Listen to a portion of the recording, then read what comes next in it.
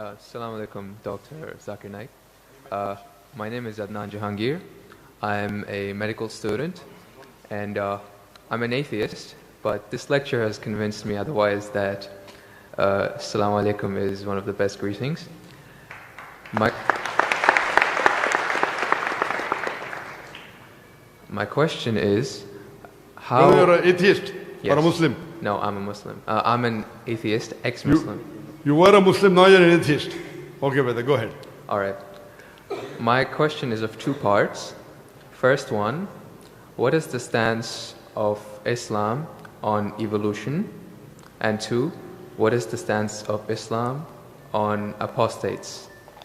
The first one, it's how does Islam deal with evolution when, as I'm a medical student, my professors, when they show me the skulls of how humans have evolved throughout millions of years, from Homo habilis to Homo erectus to us Homo sapiens, and when they show proof of how evolution has taken place over the years, how do you disprove that when it is fact? It is not theory or it is not a hypothesis anymore. It is fact. How do you disprove that, if you could answer?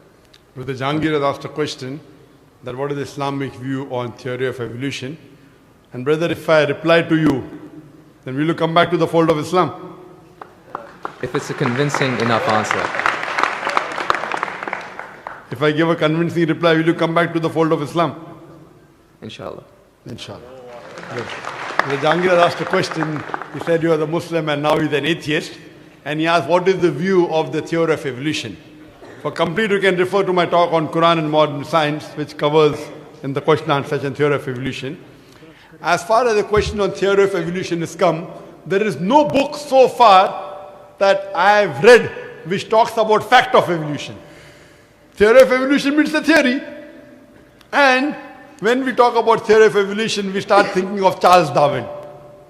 He wrote a book called The Origin of Species. And in that book, he says that he went on a ship by the name of HMS Beagle, and he went on an island by the name of Calotropis, and there he saw birds pecking in niches. Now, depending upon the niches, the holes they pecked, the beak became short and long. Based on this observation, he propounded his theory of evolution. He propounded his natural selection. And Charles Darwin, he wrote a letter to his friend Thomas Thompson in the 19th century.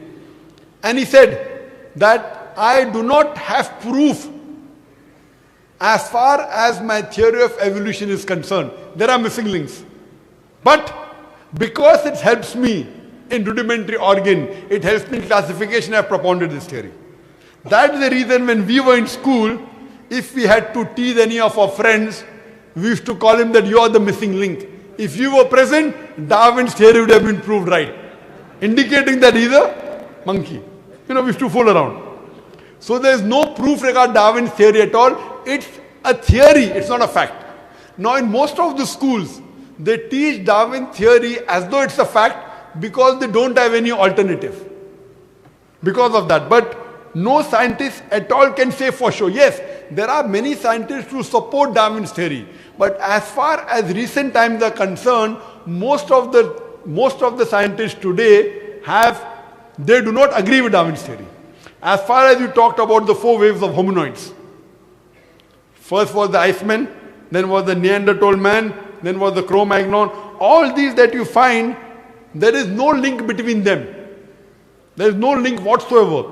According to P.P. Grassi, who held the chair of the evolutionary studies in Paris Sorbonne University, he said, it is letting your imagination run too wild to assume, based on few studies on the vestiges, on the skeletons, to think that we have been created from ape. There is no link at all among all these 4. So Darwin propounded. Now many things of Darwin is correct.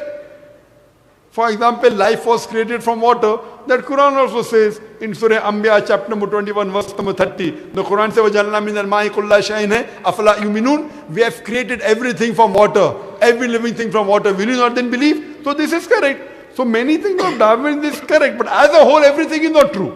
That we have been evolved for apes, then not at all. If there was evolution today, we should be having some people who are in between monkeys and human beings. We don't find that in any museum. Brother Jangir, if it's true that the species have been evolving, today we should find some species at least which are in between the human beings and the men. I would request the audio technician to increase the volume a bit. The audio technician, wherever he is, can you increase the gain, please? Jazakallah. Jazakallah shukran. That will have less strain on my vocal cords. So all these today, even according to molecular biology, according to the specialist of molecular biology, they say it is absurd to think that our DNA of the human beings have been evolved from ape. It's not possible at all. There are many books written against Darwin's theory. Now just because today, because there is no substantial fact, that's the reason in school yet you teach about Darwin's theory. But if you read the latest researches, most of the scholars today do not believe in Darwin's theory as a whole to be correct. No scientist today yet believes. Very few, there may be few. But the majority, they disagree that we have been created from apes. And that's what the Quran says, that we believe in the theory of creation, not in the theory of evolution. The theory of creation, not the theory of evolution. Or rather, I should say the fact of creation. Hope that answers the question, brother. No. So where was the question? What did you not understand? What you say, it is true. It was true. 150 years ago, it was true. It's not Darwin's theory anymore. 150 years of research has said that it's not once. He was just the one who started the ideology of evolution. It has gone over loads, 150 years worth of research with the latest scientific advancements, that it's not what you're saying. When my professor shows me proof, it's not just from apes, which is completely certain. When you see proof how the common cold evolves pathogen, like when it changes its own morphology just to keep up to date with today's vaccines, it's evolving its defense mechanisms against today's latest vaccine. Brother, that's evolution right there. Let me tell you one thing. It's not Darwin's theory anymore. Let me tell you one thing, brother. I am a medical doctor. And there are many researches being done. If it turns out to be a fact, it has to come in the medical college. It is in the medical college. I'm taught this in university. Sorry? I'm taught evolution in university. It's not in school anymore. I'm talking about medical. University, you learn about theories and researches. Even in medical, you learn about theories and researches. Once it becomes a fact, it comes into textbooks of medicine. I don't know of any textbook of medicine in any college in the world which says that we have been evolved. It is all these are theories, and I know the research is being done. Even Darwin's theory never came in the medical textbook. And even what you're talking about, I know there are new and new researches being coming on. But none of them yet has proved it to be a fact of evolution. The statement by itself, theory of evolution, means it's a theory. So by English language itself, you don't have to be a researcher. When you say theory, it's a theory. When the theory becomes a fact, it changes. That thing changes into a fact. So by the basic you saying theory of evolution, it means it's an hypothesis. No. It is not yet a thought. It's not yet a fact.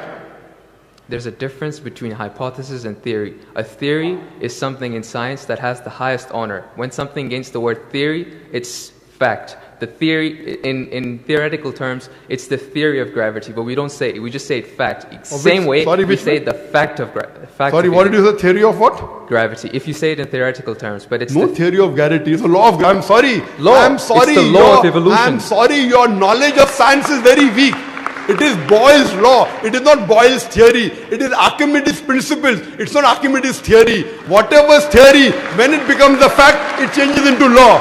I'm sorry, your knowledge is so weak, and I wouldn't like to continue. Your knowledge is so weak. My question, I'm not here to teach 2 + 2 = 4 in the audience. In the question and answer session, you ask a question, I give the answer. If you like it, you keep it. If you don't like it, you throw it. Okay, just the thing is that if your knowledge is so weak, you're saying theory is the highest thing in science. I'm sorry, you're absurd. I'm a medical doctor. Theory is the highest thing in science. I'm very sorry, brother. If someone I'm Jangir, brother. I'm very sorry. Theory is never the highest thing in science. If you think just because they're going to a university are coming to fool the people here, I'm not. I'm totally sorry. Theory, if it becomes a fact, and if the theory becomes a law, it may reach a high standard. But theory by itself, it's a theory, it's a hypothesis. Once it gets converted, it becomes a law, it becomes a fact. Newton's law, it becomes a fact, it becomes a law. I'm sorry to say that by itself, calling it a theory means it is not yet an established fact. The heart pumps blood. Is it a theory or is it a fact? It's a fact. No, Because the there's theory of heart pumping blood. Theory of heart pumping blood now. Now, if I'm going to teach you English language here, I feel you are wasting the time of the people. Surely, if you can't understand simple English, that what's the difference between the theory, that theory is the highest thing in science, then I'm sorry, you'll have to go back and learn science. What about the